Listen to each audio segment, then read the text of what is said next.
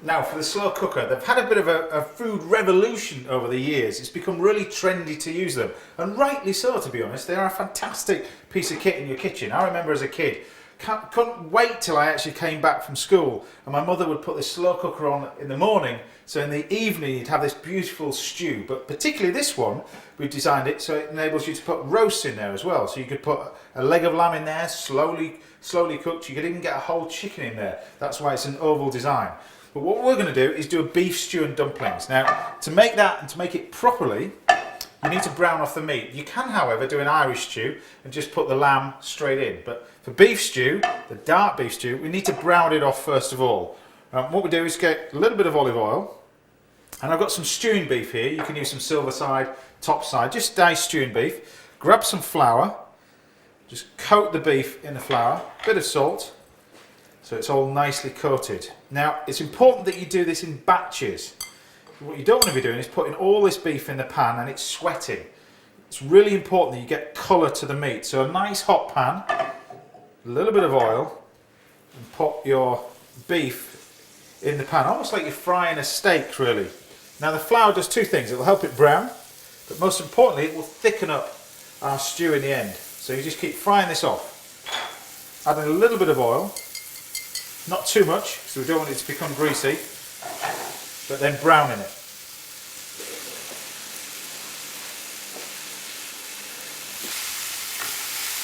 So once you've browned the meat, now remember this is purely for colour on our stew. If you wanted a white stew like an Irish stew, then you wouldn't brown the meat at all. And of course you wouldn't use beef, you would use lamb. Colour that nicely. And then what I've done is preheated our slow cooker, just on a low setting. The secret of this is gentle cookery. And that's where you get those delicious flavours from over a period of time. So you just put this on a low setting to start off with. Take your beef, pop that straight into your cooker as well, and then grab the remaining bit of beef and fry it again.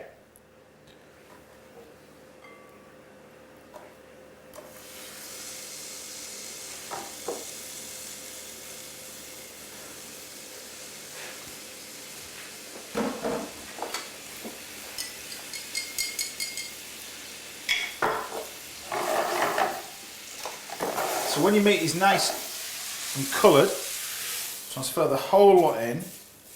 There you go. Don't really need that pan anymore because the whole essence of it is slow cooking. And then we've got a selection of veg here. I've got some carrots, I've got some leeks, celery, a little bit of baby onions, but we'll place the whole lot in. Now if you wanted to do things like a Lancashire hot pot in here, which is delicious, you would just use onions and of course lamb, and you can still put the potatoes on the top as well and cook it like everything else. But we took all the veg in with a little bit of fresh thyme, just crush the garlic just slightly, chop it up. I've got a decent amount of fresh thyme in there. And put a whole piece in, it just means that it's easier for you to take out afterwards. So just put a whole piece in. Some red wine. Always remember, cook with good red wine because it'll taste fantastic. And then we've got some beef stock. You can buy this beef stock from the supermarket nowadays. It comes in those little punnets. 2 of those little punnets. Just gently cover it with the stock. Now the great thing about these is it enables you on a low setting to do this in the morning, go to work, and you've got a supper in the evening. But one final thing that we're going to do after about 5 hours of cooking is add our dumplings. Now to make dumplings, very straightforward. We start off with some flour, a little bit of baking powder that sits in there, and then some suet. So you can use vegetable suet, but it's kind of defeating the object, isn't it, really, a dish like this. But a little bit of suet, that goes in there as well.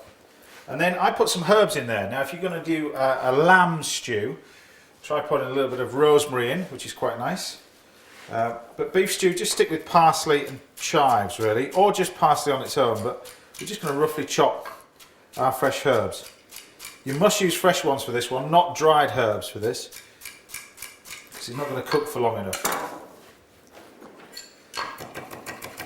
So we just chop them up like that. They can go into your dry mix first of all. Pinch of salt. And then some water. Just cold water for this. And we just want enough So we can actually ball these up. Now too little, it'll end up with a dry dumpling and one that doesn't expand enough. And too wet, you're going to end up with a crust over the top of your stew. So the idea is just keep adding the water enough so it combines just to a nice little dough, which that is not far off actually. See the mix is starting to come together now. A little bit more possibly. And so that wants to be. And you almost just this that sort of loose texture to it. Which that is. Now if I take a little tablespoon of that. Now remember, these are going to puff up in size. Because we've got the baking powder in, you've got enough room for about 6 to 8 of these in there. Pop the lid on and cook it for another 20 to 25 minutes. Now just to finish this off, I'm just going to add some chopped parsley.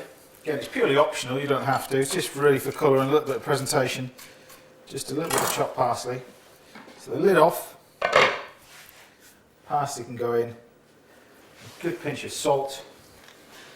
Some black pepper. And the great thing about this is, like how food like this should definitely be served. Really slow cooked food. It should be served at the table and let everybody else dive in. And the good thing about this is, you can lift off the dish and serve it like that. Look at that, delicious.